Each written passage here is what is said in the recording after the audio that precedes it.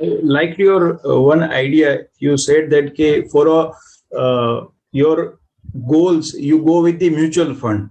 Okay, because where you know that this is the children's higher education goal, this is the retirement goal, and we don't want to compromise with the corpus. Okay, so Yes. we want lot of financial discipline, and second, the professionalism. So professionalism is how when fund is managed through a professional manager who is managing thousands of crore, and you are investing systematically, then there is a high probability that you will be able to achieve the goal corpus, and you will be able to access to that corpus when goal is achieved. Okay. Yes. And for a wealth creation, you can go with the equity, direct equity, where suppose you have some lump sum amount which is apart from your monthly SIP requirement. Okay, that you are fulfilling your monthly SIP requirement, and now you got some lump sum money, maybe 50 or 1,000 or 5 lakh, whatever the amount. Then you use this money for the wealth creation. So if there is a up down is there, then your goal is not in problem.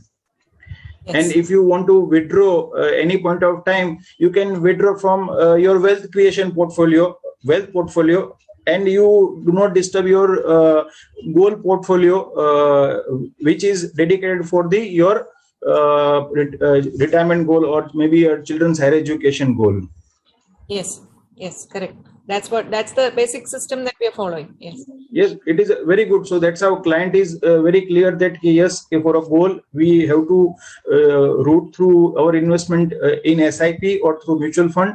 Okay, SIP or STP or lump sum for a goal, specifically need-based goal like retirement and children higher education, and maybe for a want-based goal like vacation, or maybe buying a second house, or maybe anything where they feel that it is the want-based goal. So you can use that money for direct equity. So client can also has a that freedom. Okay, yes, I can have my own equity portfolio.